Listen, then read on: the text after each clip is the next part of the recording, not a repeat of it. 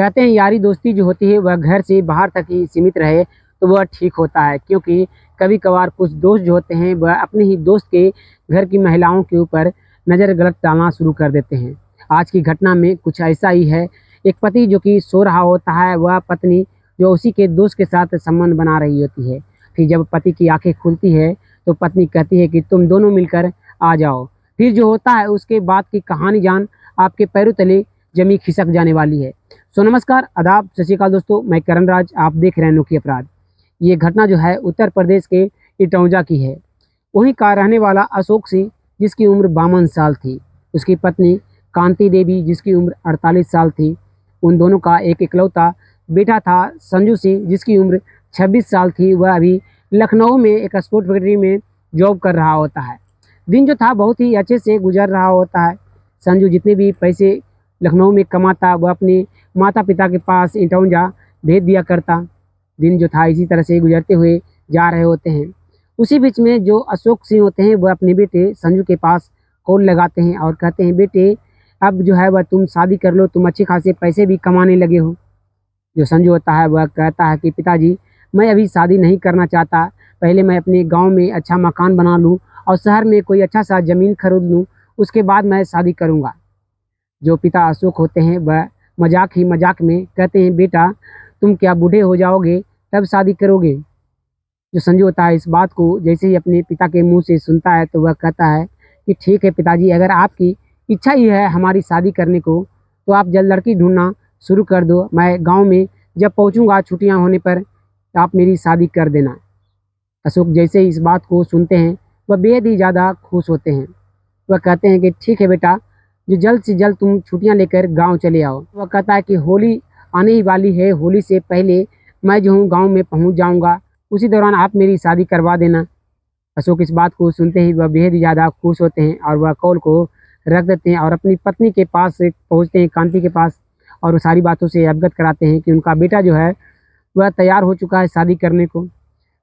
जो संजू की माँ होती है कांति देवी, वह भी बेहद ही ज़्यादा खुश होती है कि उनका बेटा जो है वह बहुत दिनों से शादी के डेट को टाल रहा होता है कि वह शादी अभी नहीं करेगा, शादी नहीं करेगा, लेकिन अब वह तैयार हो चुका है। जो कांति देवी होती है वह अशोक सिंह को कहती है, अपने पति से कहती है कि जल्दी से लड़की ढूंढना शुरू कर दो, कहीं बेटे का मन जो है वह चेंज ना हो जाए। जो संजू के पिता अशोक सिंह होते हैं वह अपने दोस्तों, अपने रिश्तेदारों के पास कॉल लगाना शुरू कर देते हैं और सभी को यही बातें कहते हैं कि जल्दी से उनके बेटे के लिए लड़की कोई ढूंढ दे जो कि खूबसूरत भी हो, पढ़ने में भी ठीक ठाक हो और घर को संभालने वाली हो। सभी रिश्तेदार जो होते हैं वह इस बात को जैसे ही सुनते हैं वह बेहद ही ज़्यादा खुश होते हैं और अपने अपने परिवार के, अपने रिश्तेदारों के पास, सभी के पास कॉल लगाना शुरू कर देते हैं, क्योंकि संजू जो था वह इकलौता वारिस था और संपत्ति जो थी अच्छी खासी थी। फिर भी संजू जो था वह मेहनत कर कर कमा खा रहा होता है। दिन गुजरते हुए जा रहे होते हैं, करीब 15 दिन गुजर जाते हैं।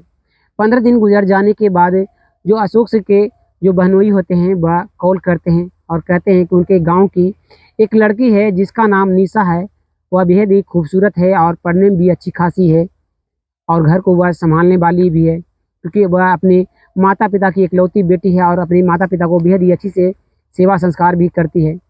जैसे इस बात को अशोक सिंह सुनते हैं वह कहते हैं, तब तो वह मेरी बेटी के लिए वह बेहद ही लड़की जो अच्छी है। जो अशोक के बहनोई होते हैं वह कहते हैं कि अगर आपको ये रिश्ता अच्छा ही लग रहा है तो जल्दी से मेरे पास आप चले आओ, रिश्ते की बात तय कर लो, क्योंकि उनके माता पिता जो है वह बुजुर्ग हैं, कब इस दुनिया को छोड़कर चले जाएं जो पता भी नहीं चलेगा।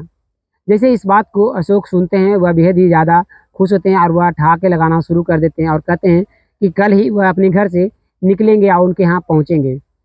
कल सुबह होती है। कल सुबह होते ही जो अशोक होते हैं वह अपनी बहनोई के पास पहुँचते हैं और घर में नाश्ता पानी हो जाने के बाद अपनी बहनोई के साथ निशा के घर पर पहुँचते हैं और वहाँ पर निशा के माता पिता से रिश्ते की बात चलना शुरू हो जाती है। जो निशा के पिता थे वह कहते हैं कि उनके पास पैसे उतने नहीं हैं कि वह ज़्यादा दहेज दे पाए। जैसे इस बात को अशोक सुनते हैं वह कहते हैं कि वह दहेज भी 1 रुपया भी नहीं लेंगे, लेकिन सिर्फ वह लड़की एक जोड़े में चाहिए जो कि वह बहू नहीं अपनी बेटी को ले जाना चाह रही हैं। जैसे इस बात को निशा के पिता सुनते हैं उनकी आंखों से आंसू छलकना शुरू हो जाता है कि ये दुनिया जो है वह कितनी लालची है, लेकिन आप जो है वह दहेज 1 रुपये भी लेने के लिए नहीं बोल रहे। जो अशोक सिंह होते हैं वह कहते हैं कि मेरे बेटे के लिए बहू चाहिए, मेरी बेटी चाहिए। मेरे पास तो पैसे और संपत्ति जो है वह बहुत सारा है, लेकिन मेरे घर में कोई बेटी नहीं है, इसलिए मैं बहू के नहीं, मैं अपने घर में बेटी ले जाना चाहता हूँ। जैसे ही निशा के बाप पिता इस बात को सुनते हैं, वह बेहद ही ज़्यादा खुश होते हैं और वहीं पर रिश्ता तय कर दिया जाता है। रिश्ता तय हो जाने के बाद अशोक सिंह जो होते हैं वह अपने घर पहुंचते हैं और अपनी पत्नी कांति देवी को सारी बातों से अवगत कराते हैं कि निशा, जिसकी उम्र 24 साल है और वह पढ़ने में अच्छी खासी है और खूबसूरत भी है, उसके पिता जो है वह दहेज देने को कह रहे थे, तो मैंने मना कर दिया। कांति देवी जी थी, वह इस बात को सुनती है तो वह भी खुश होती है कि आपने ठीक किया और जल्दी से बेटे के पास कॉल लगाइए, संजू के पास, और उसे भी बता दीजिए कि निशा नाम की लड़की से उसकी शादी जो है वह फिक्स आपने कर दी है। जो अशोक होते हैं वह तुरंत संजू के पास कॉल लगाते हैं और संजू जो होता है वह अभी फैक्ट्री में काम कर रहा होता है। उस वक्त वह कॉल को रिसीव नहीं करता है। रात के करीब 9 बज रहे होते हैं। जो संजू अपनी कंपनी से वापस अपने रूम पर पहुंचता है तो अपने पिता के पास कॉल लगाता है और उसके पिता जो थे वह कॉल को रिसीव करते हैं। तो संजू कहता है, पिताजी आपने दोपहर में कॉल किया था। जो संजू के पिता होते हैं वह कहते हैं, बेटे मैंने तुम्हारे लिए रिश्ता जो है वह तय कर दिया है। बगल के ही गांव की एक लड़की है निशा, जिसकी उम्र 24 साल है, ये और खूबसूरत भी है और साथ में वह अपने माता पिता की इकलौती बेटी है। जैसे ही संजू इस बात को सुनता है वह भी बेहद ही खुश होता है और कहता है कि क्या आपने उस लड़की की फ़ोटो ली है? संजू कहते हैं कि हाँ बेटे, मैंने अपनी मोबाइल में उसकी तस्वीर जो है वह खींच ली है। संजू कहता है कि आप पहले मेरे पास निशा की तस्वीर जो है वह भेज दीजिए, फिर मैं बताता हूँ। जैसे इस बात को अशोक सुनते हैं वह तुरंत निशा की तस्वीर को संजू के पास भेज देते हैं और संजू जो था वह निशा को पसंद कर लेता है। दिन जो था वह गुजर रहा होता है। जो संजू के माता पिता थे वह सभी शादी विवाह की तैयारियां में जुटे हुए थे और उधर संजू जो था वह अपनी पत्नी को लेकर सपने को संजाने में लगा हुआ था। अपनी पत्नी के लिए तरह तरह के सामान गिफ्ट को खरीदता हुआ जा रहा होता है। संजू की कंपनी में सबकी छुट्टियां होना शुरू हो जाती है। होली का समय आ चुका था। संजू जो था वह अपनी कंपनी से छुट्टी लेकर वह अपने गांव पहुंचता है अपने माता पिता के पास। तो देखता है घर में उसकी शादी की तैयारियां जो है वह बड़े ही धूमधाम से हो रही है। और दिन गुजरते हुए 10 मार्च 2019 का दिन आ जाता है। 10 मार्च 2019 को संजू और निशा की शादी एक होटल में बहुत ही धूमधाम से करा दी जाती है। शादी हो जाने के बाद विदाई की रस्म होती है और निशा जो थी वह अपने पति के साथ अपने ससुराल पहुंचती है। निशा अपने बेडरूम में जाकर अपने पति का इंतजार करने लगती है और जो संजू होता है वह अपने दोस्तों के साथ पार्टी मना रहा होता है, शराब पी रहा होता है। सभी दोस्त जो थे वह एंजॉय करते हुए जा रहे होते हैं। उसी बीच में संजू का जिगरी दोस्त रतन, जिसकी उम्र 26 साल थी, दोनों क्लास में थे, दोनों बचपन से बड़े हुए साथ में हुए थे। रतन कहता है कि दोस्त संजू, जो रात के 1 बजने वाले हैं और तुम्हारी पत्नी जो है वह बेडरूम में इंतजार कर रही होगी और सुहाग रात का दिन है और तुम इतनी लेट कर रहे हो। जो संजू होता है वह काफ़ी ज़्यादा शराब पिया हुआ था। इस कारण से जो संजू था वह अब कहता है कि मुझे जो है मेरे बेडरूम तक तुम पहुंचा दो।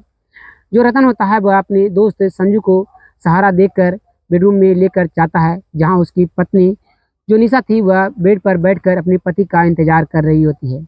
अपने पति को देखकर वह भी बेड पे से उठती है और अपने पति को संभालती है। जो रतन होता है वह निशा को देखकर वह भी मोहित होना शुरू हो जाता है, लेकिन वह उस रूम से चला जाता है। जो निशा होती है वह दरवाजे को बंद करती है और वह अपने पति के पास आकर बैठती है और जो संजू होता है वह अपनी पत्नी निशा के साथ भूखे भेड़िए की तरह संबंध बनाना शुरू कर देता है, जैसे उसे कभी इन सब चीज़ों के बारे में पता ही ना हो। दोनों जो थे वह उस रात को भूखे भेड़िए की तरह एक दूसरे से टूट पड़ते हैं और वह रात जो थी वह गुजर जाती है। अगली सुबह होते ही जो निशा थी वह बेहद ही ज़्यादा खुश थी कि उसका पति जो है वह उस रात को बेहद ही ज़्यादा प्यार किया। सभी घर वाले जो थे वह काफ़ी ज़्यादा खुश थे। निशा को आने के बाद दिन जो था वह बहुत ही अच्छे से गुजर रहा होता है। दिन गुजरते हुए करीब 6 महीने गुजर जाते हैं। जो संजू था वह लखनऊ काम की पे वापस नौकरी पे वापस नहीं जा रहा होता है। जो अशोक सिंह होते हैं वह अपने बेटे संजू को अपने पास बुलाते हैं और कहते हैं, बेटे अपनी बीवी के पल्लू में कब तक बंधे हुए रहोगे? और तुम अपने जॉब पर चले जाओ, अपने काम पर चले जाओ, जो घर में पैसे की कमी पड़ रही है। जो संजू होता है वह कहता है कि पिताजी ठीक है, मैं टिकट करवा लेता हूँ, अगले तारीख के 15 तारीख को मैं यहाँ से लखनऊ चला जाऊँगा। धीरे धीरे समय बीतता हुआ जा रहा होता है। 15 तारीख के आने ही वाली होती है। उसी बीच में संजू का जो दोस्त था रतन, जो कि जिगरी दोस्त था, वह कहता है कि दोस्त, मैं भी तुम्हारे साथ लखनऊ जाना चाहता हूँ। मेरे घर में भी है जो पैसों की काफ़ी तंगी चल रही है।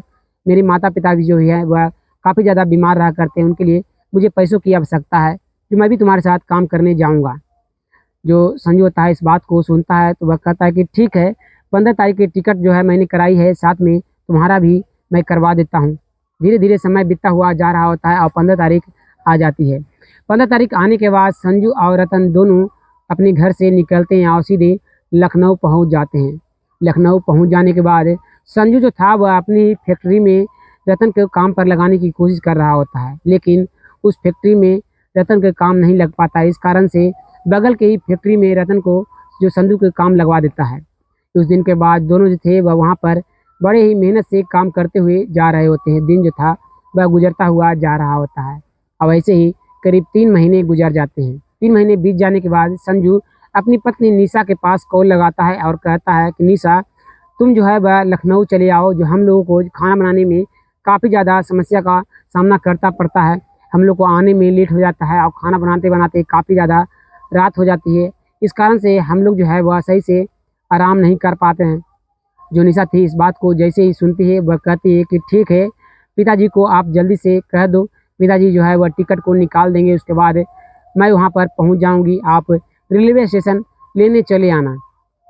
जैसे ही इस बात को संजू सुनता है वह तुरंत अपने पिता के पास कॉल लगाता है, अपने पिता को भी इन सब चीज़ों के बारे में बताता है। उसके पिता अशोक सिंह जो होते हैं वह भी तैयार हो जाते हैं कि ठीक है बेटा, जो निशा है वह चली जाएगी। और 2 दिन गुजर जाने के बाद निशा लखनऊ पहुंच जाती है और रेलवे स्टेशन पर अपने पति का इंतजार कर रही होती है और बार बार अपने पति को कॉल लगा रही होती है। पति जो था वह काम में बिजी होता है, इस कारण से कॉल को रिसीव नहीं कर रहा होता है। जो उसकी पत्नी निशा होती है संजू की, वह तुरंत रतन के पास कॉल लगाती है। रतन जो था वह कॉल को रिसीव करता है तो निशा बताती है कि वह रेलवे स्टेशन आ चुकी है, उसे रिसीव करने के लिए वह चला है। रतन तुरंत अपनी फैक्ट्री से छुट्टी को लेता है क्योंकि रतन जो था वह निशा के ऊपर जो था वह फिदा था, उसकी खूबसूरती के आगे वह फिदा पर हो चुका था।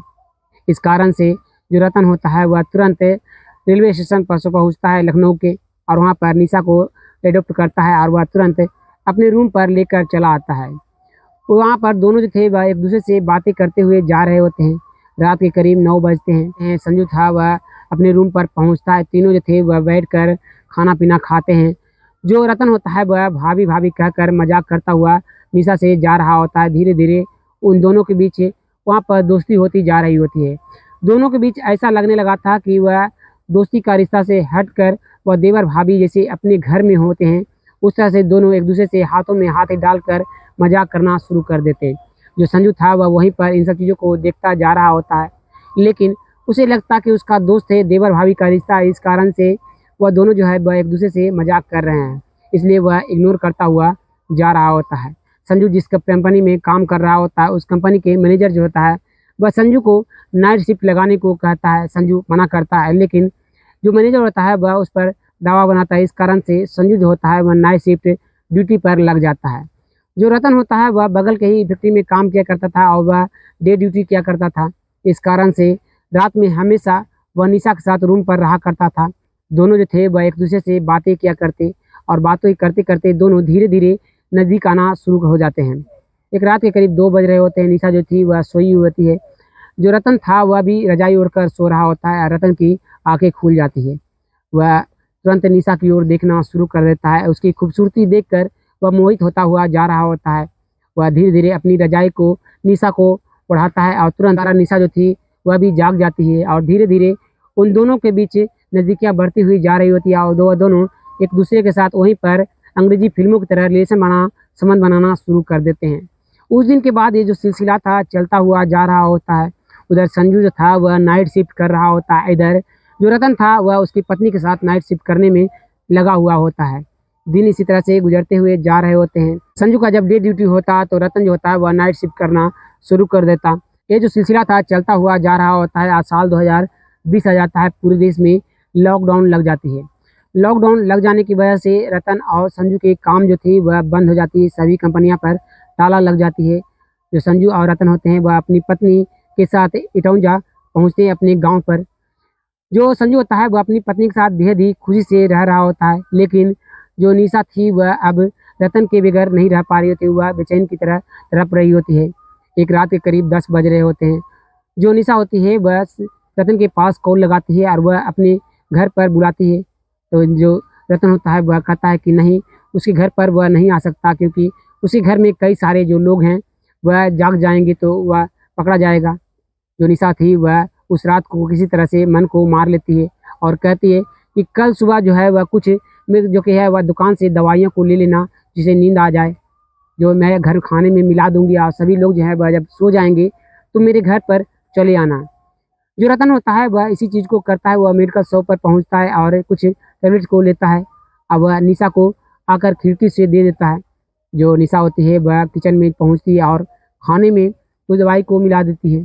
सभी लोग जो थे वह रात को खाना खाते हैं और सभी लोग सो जाते हैं।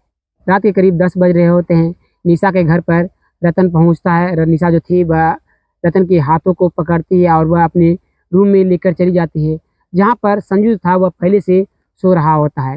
संजू को देखते ही रतन जो था वह घबरा से जाता है। तो निशा कहती है कि वह भी जो है वह खाना खाया है, वह भी गहरी नींद में सोया हुआ है, उसे कुछ भी पता नहीं चलेगा और हम दोनों जो है वह यहीं पर संबंध बना लेंगे। वहीं पर दोनों जो थे वह एक दूसरे से प्यार करना, संबंध बनाना शुरू कर देते हैं। ये जो सिलसिला था 2-3 दिनों तक लगातार चलता हुआ जा रहा होता है। हर दिन निशा जो थी वह अपने खाने में कुछ न कुछ मिला दिया करती, जिस कारण से जो सभी घर वाले जो थे वह गहरी नींद में सो जाया करते। जो निशा थी वह हर रात को रतन को अपने घर पर बुला दिया करती। लेकिन एक रात के करीब 11 बज रहे होते हैं। निशा और रतन दोनों पति के बगल में ही संबंध बना रहे होते हैं। तभी जो संजू होता है वह अपनी आंखों को खोलता है। तो निशा जो थी वह देखती है, जैसे ही वह कहती है कि तुम भी आ जाओ, ये बातें जो है वह घर में किसी से मत कहना। रतन जैसे ही अपने दोस्त संजू को देखता है वह उठकर वहाँ से भागने की कोशिश करने लगता है। तभी संजू जो होता है वह तुरंत रतन को पकड़ लेता है। वहीं पे से एक म्यान से तलवार को निकालता है और तुरंत सर से धड़ अलग कर देता है और तुरंत वह पुलिस को कॉल करता है। पुलिस जो थी वह तुरंत वहाँ पर पहुँचती है और पुलिस जब पूछताछ करती है कि तुम्हें कैसे मालूम चला कि तुम्हारी पत्नी जो है वह तुम्हारे ही दोस्त के साथ हर रात को संबंध बनाती है।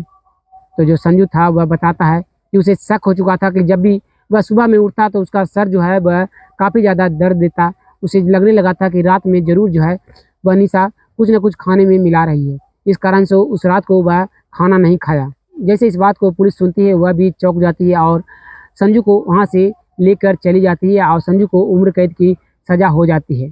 सो दोस्तों, इस घटना में आपको किसकी गलती लगती है?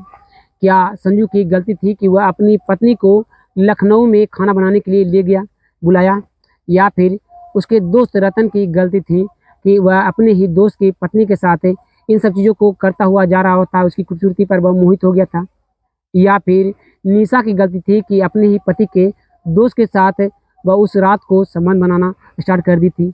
आखिर किसकी गलती लगती है? कमेंट में अपना राय जरूर दीजिएगा। फिर मिलते हैं एक और वीडियो में, तब तक के लिए धन्यवाद। जय हिंद।